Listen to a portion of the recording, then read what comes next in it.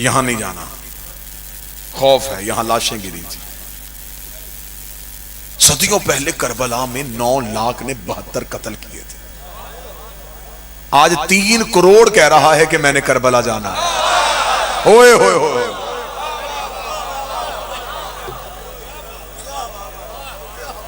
ये सदा तशरीफ फरमा है। मेरी दुआ है कि मेरा मालिक किसी भी साइल को रुके ना, जिसे हुसैन ने बुला लिया वो जरूर जाएगा। यहां तो अब तो सिर्फ चंद साजिशें और चंद धमकियां दी गई हैं ना। जब बाजू कट रहे थे, जब हाथ कट रहे थे, लोग तो तब भी करबला जा रहे थे। जब मतवक्कल का दौर आया था और उसने कहा था कि अगर क्या है, लोग क्यों करबला की तरफ जाते हैं। यह बासी बादशाह था, यह बहुत मलऊन था, जालिम था। उसे उसके वुज़रा ने बताया कि हुसैन की करबला की ज़ियारत नहीं रुक रही। इसने कहा क्यों नहीं रुक रही? उसने कहा जी हुसैन की आशिकी पड़े। इसने कहा इतना टैक्स लगा दो कि कोई हुसैन की ज़ियारत के लिए जाए ना। मैं सत्र में सैयद हो आपके लिए पढ़ने लगा हूं, अंदर से यूं तमन्ना तड़पेगी। जब उसने बहुत ज्यादा टैक्स लगा दिया और ऐलान हो गया कि अब जो करबला जाना चाहेगा इतना टैक्स देगा तो करबला जाएगा। अगले दिन मतवक्कल की मौत हो गई जब उसने देखा कि उसके शहर की सबसे गरीब औरत सबसे पहले आ गई। शहर की सबसे गरीब औरत सबसे पहले आई और उसने आगे जो जुमला कहा वो जुमला तुम्हारे अकीदों के लिए। उसने मतवक्कल के दरबार में आके कहा मैंने सुना है कि ज़ियारत सस्ती हो गई है।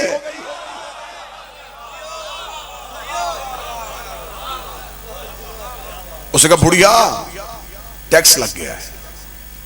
उसने यूं ही जल्दी से चादर का पल्लू खोला, खोल के यूं दिनार निकाले, ये पकड़ जाऊं। यूं गिरते हुए दिनार देके मतवक्कल ने कहा तू तो बहुत ज़ईफा गरीब है, तेरा तो कमाने वाला भी कोई नहीं, कहां से लेके आई है? उसने कहा जिसने बुलाया है उसने दिए।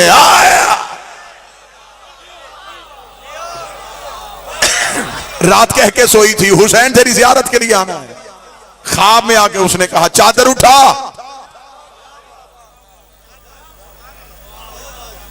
जिसने बुलाया उसने दिए। पकड़ अब जाऊं? इसे का रुक, अभी करबला नहीं जाना। इसने फौरन वुज़रा को बुलाया, वुज़रा को बुला के इसने कहा नहीं टैक्स लगाने से नहीं होगा, हुसैन तो अपने नौकरों को दिरहमो दिनार दे रहा है। उन्होंने कहा फिर क्या करें? उसने कहा कोई और सख्त शर्त लगाओ। क्या शर्त लगाएं? उसका जो हुसैन की ज़ियारत के लिए जाए उसका एक बाजू काटो। बाजू कटवाएगा करबला जाएगा। अगले दिन जब साइलों के दरबार में आने का वक्त हुआ, क्या मतवक्कल साइलों को सुनेगा तो वही बुढ़िया। अब देखिएगा जुमला सुनिएगा, अकीदत देखिएगा। वही बुढ़िया अपना दायां हाथ सर पे रख के मतवक्कल के दरबार में। मतवक्कल ने कहा बुढ़िया अब क्यों आई है? उसने कहा मैंने सुना है ज़ियारत मुफ्त हो गई है।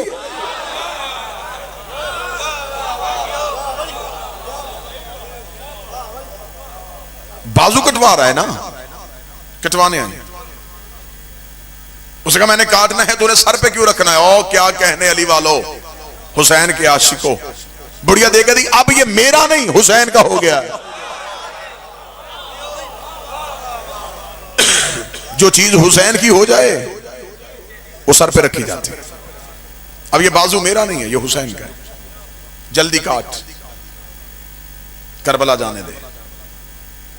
उसका अभी का भी असूल बदल देते हैं, फिर एक बाजू नहीं 2। बुढ़िया ने कहा दोनों काट। उसका पांव भी कटेंगे। उसका दोनों काट। मतवक्कल ने कहा मैं इसी बुढ़िया को ऐसा इबरत का निशान बना दूंगा, फिर दुनिया कोई ज़ियारत के लिए जाने के लिए सोचेगा भी नहीं। ये बुढ़िया क्या समझती है कि मैं इसके इश्क के आगे हार जाऊंगा? इसने कहा अभी इस बुढ़िया के बाजू भी काटते हैं, इसके पांव भी काटते हैं, फिर देखते हैं ये ज़ियारत के लिए कैसे जाएगी। मतवक्कल अपने महल के बाहर मीनार पे खड़ा हो गया, बुढ़िया के बाजू कटवाए गए। बुढ़िया के पांव कटवाए गए, खुद महल के मीनार पे खड़ा मंजर देख रहा था और उसने अपने सिपाहियों से कहा, धक्का दो बुढ़िया को दरबार से बाहर, अब मैं देखूंगा कटे हुए हाथों से, कटे हुए पांव से चलेगी कैसे, उठेगी कैसे, जाएगी कैसे। जो ही सिपाहियों ने लहू से भरी बुढ़िया को यूं दरबार से बाहर धक्का दिया, मैं तवक्कल मीनार पे देख रहा था, अभी धक्का देके अभी बुढ़िया जमीन पे गिरी नहीं, या एक घोड़े सवार आया, उसने हाथ से बुढ़िया को उठाया, अपने घोड़े के ऊपर बिठाया। बुढ़िया ने जाते जाते मतवक्कल की तरफ देखा, शुक्रिया, पहले चल के जाना था, अब वो लेने आ गए।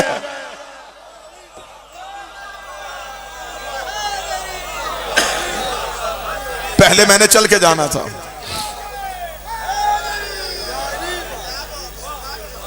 मैंने चल के जाना था, अब वो लेने के लिए आ गए। तेरा शुक्रिया, मैंने तो चलना था। तारीख गवाह है कि जब बॉर्डर सील किया गया था कि जो भी काफिला आएगा एक कत्ल करवाएगा और बाकी जाएंगे। बादशाहत की आंखें तब फट गईं जब कत्ल होने वालों की लाइन लंबी थी, ज़ियारत में जाने वालों की लाइन थोड़ी थी। हर कोई कहे मुझे कत्ल करो, इन्हें जाने दो, मुझे कत्ल करो, इन्हें जाने, मुझे कत्ल करो, इन्हें जाने। एक दूसरे पे सबकत ले रहे थे, नहीं तू जा, मुझे कत्ल होने दे, तू जा, मुझे कत्ल होने दे। आखिर बादशाह ने तंग आके कत्ल होने वालों से आके पूछा, उन्होंने कहा तुम्हें जिंदगी से मोहब्बत नहीं, कत्ल हो गए इन्हें क्यों भेज रहे? उन्होंने जो जवाब दिया वो जवाब भी शिया कौम का अकीदा था। उन्होंने कहा हम इसलिए कत्ल हो रहे हैं, इन्होंने जाके हुसैन की कब्र चूमनी है, हमने कत्ल हो गए हुसैन के कदम चूमने।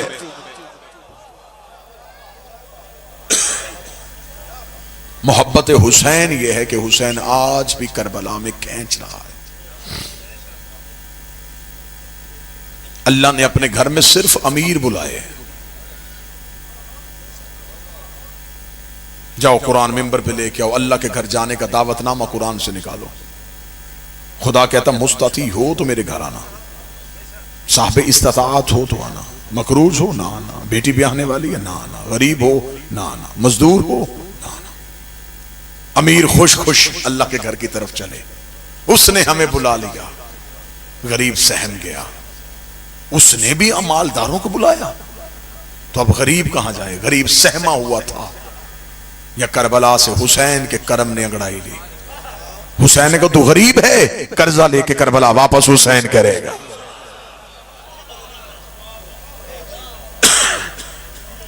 मासूम का फरमान है नमक से खाना खा लेना, करबला की जियारत को तर्क ना करना। नमक से खाना खाओ, करबला जरूर जाना।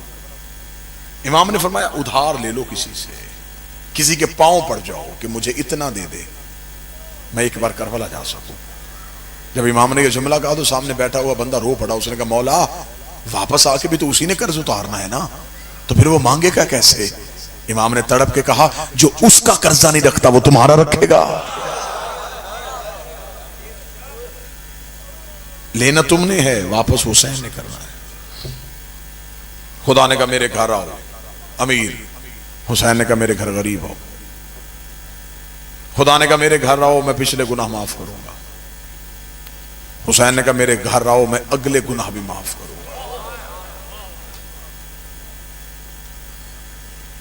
जाओ जाके उलमा के सरों पे कुरान रख के पूछो, अल्लाह के घर जाओ तो खुदा ने शर्तें रखी हैं। लिबास एक पहनवाऊंगा, सर मुंडवाऊंगा, खुले मैदान में सुलवाऊंगा, पहाड़ियों के दरमियान दौड़ाऊंगा, अपने घर के साथ चक्कर लगवाऊंगा। कभी कहूंगा पत्थर चूमो, कभी कहूंगा पत्थर मारो, कभी कहूंगा जागो। जब एहराम बांध लोगे फिर मेरी शर्तें हैं, तिनका नहीं तोड़ सकते, मच्छर नहीं मार सकते, झूठ नहीं बोल सकते, गीबत नहीं सुन सकते, वरना एहराम बातिल हो जाएगा। इतने सारे काम तुमने करने हैं, फैसला फिर मैंने करना है कि मैंने हज कबूल करना है कि नहीं करना, हज रखना है कि नहीं रखना। क्या